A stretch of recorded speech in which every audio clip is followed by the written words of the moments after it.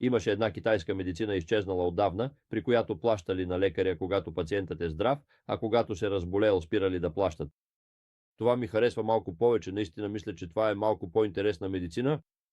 И разбира се, първия проблем, който трябва да разгледаме, Папу, е защо губим здравето си или на какво се основава здравето. Знаете, че от време на време, през определен период, се появява голяма смъртност в Мар Менор и на брега изплуват много мъртви риби.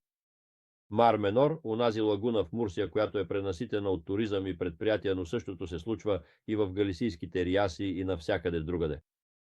И ето, ще има хора, които когато се появят тези количества мъртва риба, ще решат да кажат: добре, нека вземем рибите, да ги отворим, да ги анализираме, да видим какъв вирус или бактерия ги убива. А ще има и други хора, които ще кажат: добре, а защо не вземем водата и не видим какви токсини има в нея? Тоест, има нещо наречено хабитат среда и е от съществено значение тя да бъде в равновесие, защото ако не е и се наруши прекомерно, животът е невъзможен. При хората хабитатът е в клетките, т.е. в нашите клетки се произвеждат всички протеини и всички съединения, всички ензими, хормони и абсолютно всичко, което след това трябва да управлява цялото ни тяло. И е от съществено значение това равновесие, тази хомеостаза в клетките да бъде възможно най-добрата, защото в противен случай нищо не би се произвеждало така, както трябва. Ще се възползваме да пуснем една кратка презентация, която да ми помогне да... нека видим, да обясня малко какво искаме. Мисля, че трябва да е някъде тук.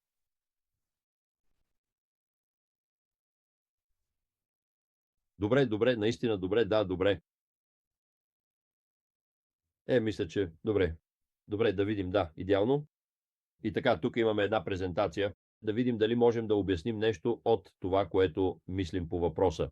И защо вярваме, че Имунокал и най-вече канадската компания Имунотек могат да бъдат нещо изключително революционно за здравето? Мисля, че Имунотек всъщност са много повече от обикновени хранителни добавки. И за първи път имаме медицина, основана на здравето, или поне ще възстановим тази медицина, основана на здравето в днешно време. Нека видим.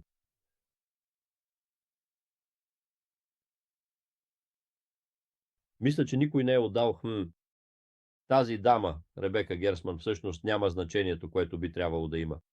Тя е аржентински биохимик, която през 1954 година публикува изключително интересна работа в списание Science. Тя казваше: отравянето с кислород и рентгеновото облъчване, общ механизъм. И статията й започваше така: разглеждането на няколко различни доклада ни позволи да изложим хипотезата, че отравянето с кислород и увреждането от радиация имат общ механизъм, основан на образуването на свободни окислителни радикали. Това беше статия, която предизвика огромен отзвук по онова време, макар че не беше взета на сериозно до доста години по-късно. Защото до тогава се смяташе, че кислородът е източникът на живот, че живеем благодарение на него и че винаги е полезен. И все пак теорията на Гершман ни говори за токсичността на кислорода и неговото участие в патологичните процеси и в стареенето. Тоест, нещо, което е било жизнено важно за нас, също така в прекомерни дози може да ни причини болести и стареене или лошо стареене, дори смърт. Нещо повече, няколко години по-късно, през 1962, тя излага теорията за стареенето поради недостатъчност на антиоксидантната защита, т.е. на неутрализирането на тези свободни радикали. Проблемът е, че когато започнаха да проучват темата за свободните радикали и болестите, се оказа вярно, че те се увеличават винаги, когато се разболеем. Тя го доказа. Освен това е много любопитно, че по онова време, през 50-те години, слепотата при недоносените деца беше много честа. Тя доказа, че това се дължи на прекомерната концентрация на кислород в кувьозите. Всъщност съдовете на ретината не можеха да се формират правилно и се стигаше до тази ретролентална фиброплазия, която в крайна сметка ослепяваше тези деца. Когато намалиха тази концентрация на кислород, проблемът с слепотата при недоносените деца беше решен в голяма степен. Но по-късно се установи, че това важи за всички болести. Винаги, когато имаше заболяване, свободните радикали се увеличаваха и колкото болни бяхме, колкото по-тежка беше болестта, толкова повече се увеличаваха тези свободни радикали и също така се увеличаваха при процеса на стареене. Това през 54-та разби много парадигми, съществували до тогава. Тази теория на Гершман беше предложена през 80-те години за Нобелова награда, но тя вече беше малко болна, не можа да отиде на предварителното интервю, а в крайна сметка напълно я заслужаваше. И така, какво представляват свободните радикали? Мисля, че тези хора ще го обяснят по-бързо от мен. Това са молекули, на които им липсва електрон в последната орбитала и затова винаги пречат на съседните молекули. Нека да погледнем. Знаете ли какво представляват свободните радикали и как влияят на кожата ни? Свободните радикали са нестабилни молекули, загубили електрон поради замърсяване, ултравиолетови лъчи, тютюнопушене или процеси в собственото ни тяло. Тези нестабилни молекули усилено се опитват да си откраднат изгубения електрон. Така го крадат от следващата молекула и се образува порочен кръг на кражба на електрони, увреждащ кожата, колагеновите и еластиновите нишки и клетките, което води до преждевременно стареене. Антиоксидантите са молекули, които безкористно отдават своите електрони на свободните радикали, като така неутрализират вредата им и предотвратяват стареенето. Добре, да видим какво ни казва този човек също. Вярвам, че това предпазва мозъка и тялото ни, забавя стареенето и намалява риска от сериозни болести. Това е репортаж от Ладос. Убеден съм, че предпазва мозъка ни, тялото, артериите и не само забавя стареенето, но и намалява риска от заболявания като сърдечно-съдовите, рака, Алцхаймер, накратко всички големи болести на 20 век, малък отказ. Тези твърдения се основават на химичната реакция между антиоксидантите и молекули, наречени свободни радикали, присъстващи в живите същества. Свободните радикали са нестабилни молекули, които се намират в клетките. Те атакуват други близки молекули в опит да откраднат електрон, за да възстановят стабилността си. Когато атакуваната молекула загуби този електрон, тя на свой ред се превръща в свободен радикал и така започва верижна реакция.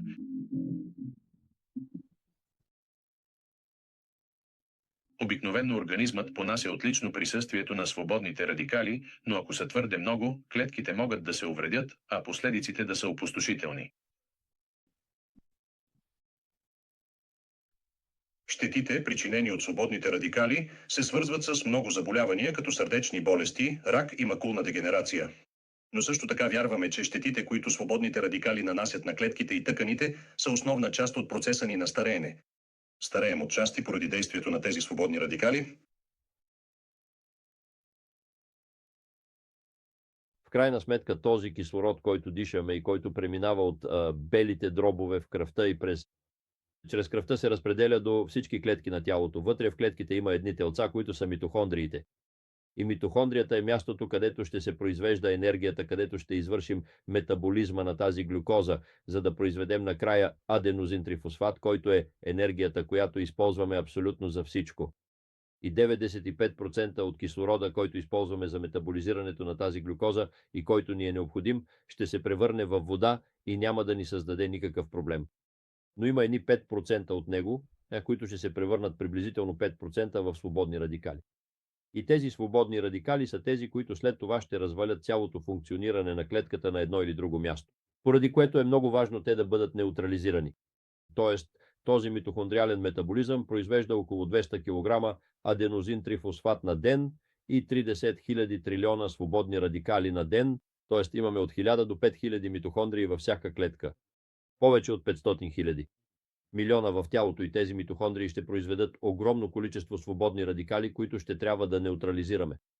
От тези свободни радикали най-важните са тези, които виждате тук. Хидроксилният радикал, водородният пероксид, супероксидният анион, синглетният кислород, азотният оксид, пероксидът. Всъщност най-важни са първичните, които са удебелени, останалите са следствие от реакциите на първичните помежду им или на първичните с вторичните и от всички тях най-важният, най-честият и свободният радикал по превъзходство е хидроксилният радикал OH, на който, както виждате, му липсва един водород, за да се превърне в вода, H2O, и той е този, който ще ни навреди най-много. Вижте, че тази митохондрия е така, както ни я рисуват в учебниците и така я изучаваме с нейните митохондриални кристи, но това е малко по-различно. Когато говорим за енергии и я виждаме като енергийни съединения, вижте горе-долу как изглеждат. Това са тези лилави нишки тук отстрани в клетка от меланом, видени през микроскоп. Тези лилави нишки са всъщност тези митохондрии, които после ни рисуват така в нашите учебници. Освен това, в действителност, митохондриите са много по-динамични и изненадващи, отколкото си мислите. Като начало, те постоянно променят формата си, т.е. сливат се една с друга, разделят се, сливат се отново, т.е. малко по-различно, нали? Но добре, по принцип, за да неутрализира тези свободни радикали, организмът има поредица от съединения, които биха били ензимните антиоксиданти, които се произвеждат и действат вътре в клетките. Сред тях имахме супероксид дисмутазата, каталазите и глутатиона, който ще видим, че има специално значение главният антиоксидант. И извън клетките също има други, като витамин А, витамин Е, ресвератрол, ликопен, но тези неензимни антиоксиданти са много по-малко важни и много по-малко активни от ензимните антиоксиданти, т.е. тези са много по-важни, т.е. глутатиона е най-големият ендогенен вътреклетъчен ензимен антиоксидант, известен е като главният антиоксидант. Той е най-активният, най-важният и сега ще видим защо. Човешкото тяло, особено в черния дроб, произвежда между 8 и 10 грама глутатион на ден. От тези 8 или 10 грама глутатион на ден, от които се нуждаем, 0,15 грама, 150 мг, могат да дойдат чрез храната. Стига тя да е богата на пресни плодове и зеленчуци, но останалото, 9 грама и нещо, трябва да го произвеждаме ние вътре в клетките.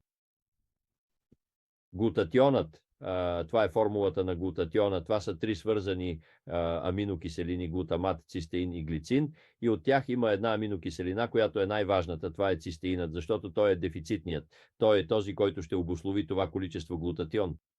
И виждате, че цистеинът, този, който има тук един радикал, сулфхидрилния радикал SH, е с огромно значение. Когато това неутрализира свободен радикал, тогава ще преминем към глутатион дисулфид, който е вече окислен глутатион. И това съотношение между редуциран глутатион и окислен глутатион е това, което ще ни даде това, което наричаме клетъчен оксидативен стрес.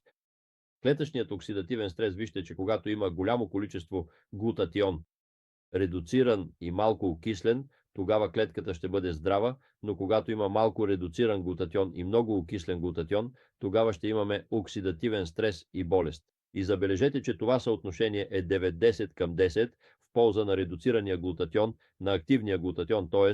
след като през 1954 година Гершман публикува тази теория и се доказва, че е вярна, тогава се събужда огромен интерес към това как да се неутрализира това количество свободни радикали. През 60-те години се открива високата му концентрация в телесните течности и значението му като основен антиоксидант и неутрализатор на свободните радикали. Глутатионът е най-разпространената молекула в организма след водата. И това привлича силно вниманието, нали? Привлича вниманието и ще го подчертаем отново, защото в тялото няма нищо излишно, нищо не съществува просто така, без причина. Всичко има смисъл. Сега ще видим защо има смисъл това да е най-разпространената молекула след водата. От 60-те години нататък започват многобройни изследвания и терапии с него чрез венозно, бронхоалвеоларно, орално и кожно приложение. Глутатиона се произвежда лесно, произвежда се в големи количества и започват да го прилагат. Но той не вършеше никаква работа.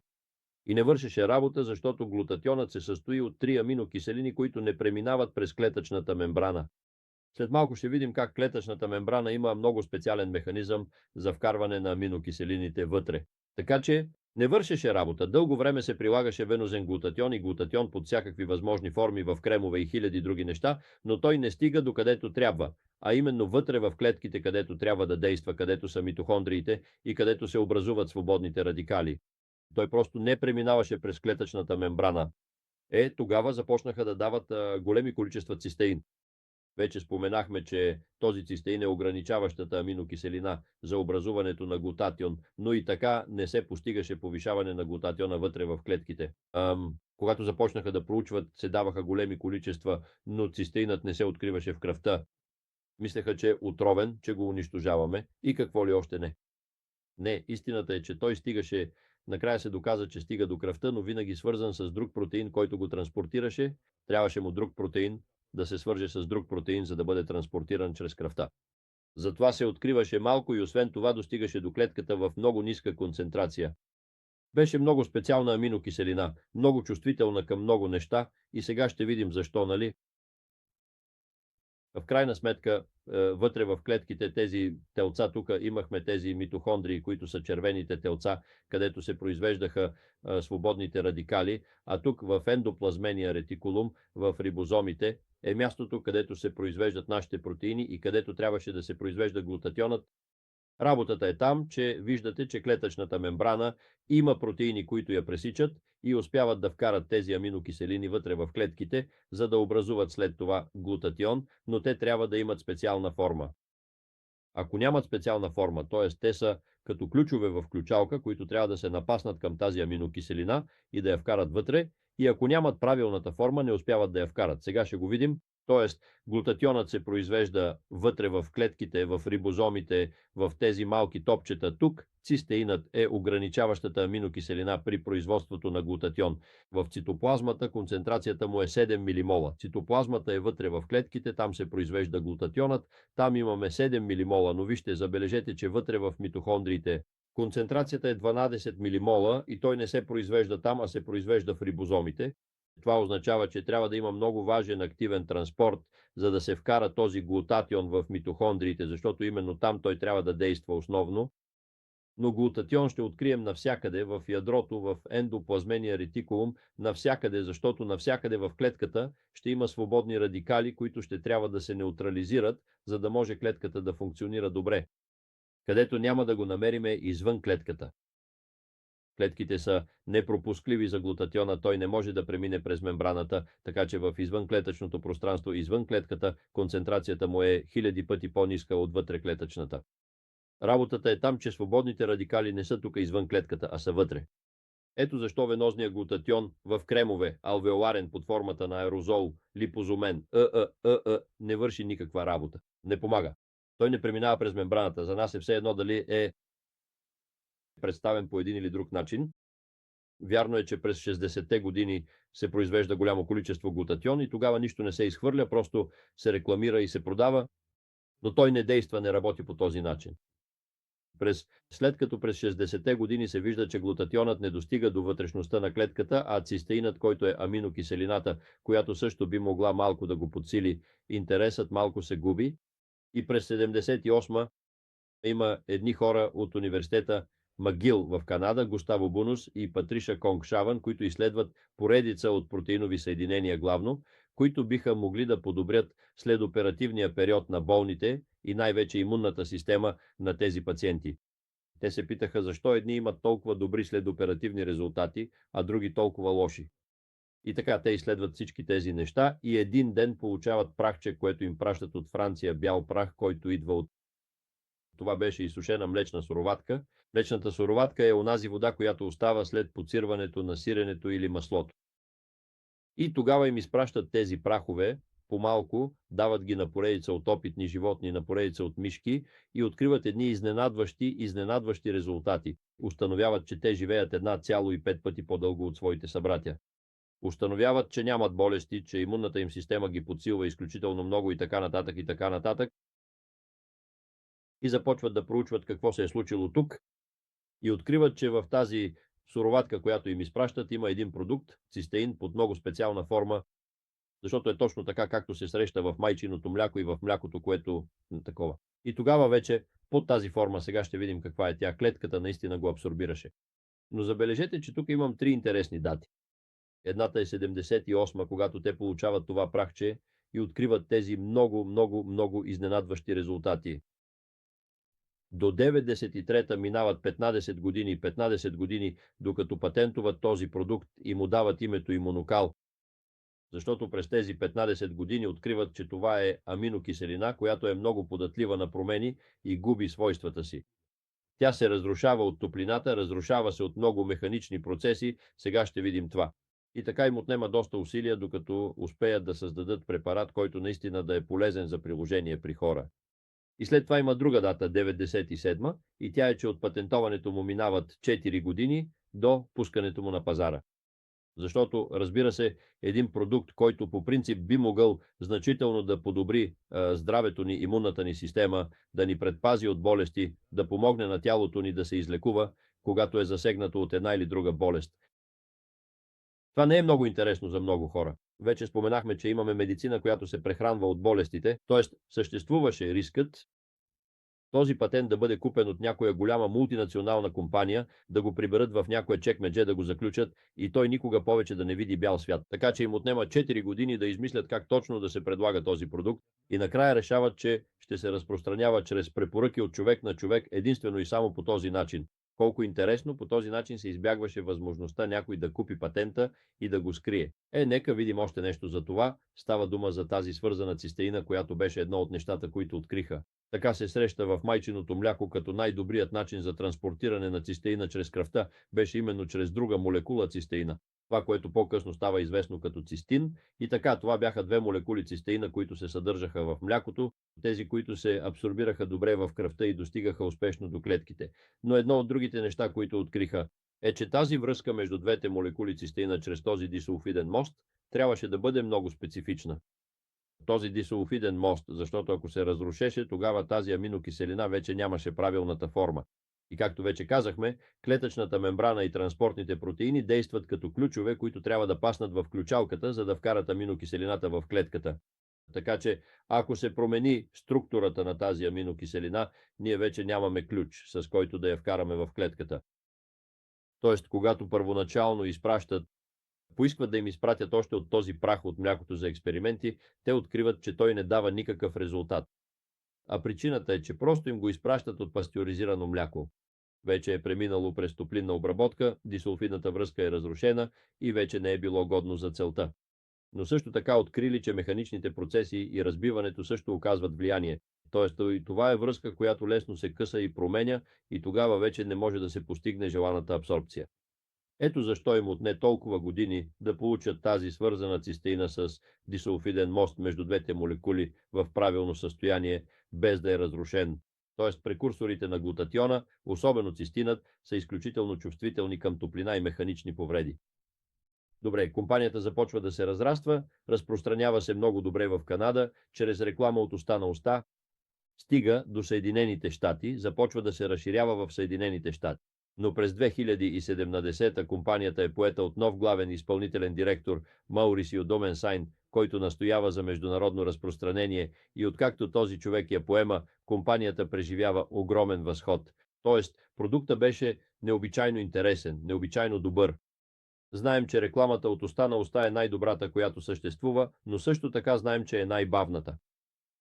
И така този човек наистина успя да ни разшири. Вече сме в 18 държави, започна от Съединените щати, после, т.е. от Канада, след това Съединените щати, после стигна до Мексико, родната страна на Маурисио, след това стигна до много съседни на Мексико държави, като Колумбия, Перу, Гватемала, Доминиканската република, накратко много, преди няколко години, 4-5 години, прескочи в Европа, по-скоро 3-4 години пристигна, но само в Англия, Ирландия, Португалия, Испания и Италия. И сега, миналата година, всяка година се включват по една или две държави. Миналата година достигна вече и до Франция, Германия, Швейцария и Австрия. Тук липсва още една държава, 80-та, която беше Франция и в която влязохме през декември 2024. Всяка година се присъединяват по една, две или три държави. Защо? Защото трябва да се координира производството с изолацията, с дистрибуцията. Тоест, това не е мултинационална компания, която може изведнъж да обслужи всички страни, които го искат, а те са много. И истината е, че както е естествено, растежът, който компанията има, е експоненциален. Заради продукта, защото е много добър и защото благодарение на ентусиазма на Маурисио Доменсайн като главен изпълнителен директор на Имунотек, накратко той постигна и постига невероятни цели и прави така, че компанията да расте.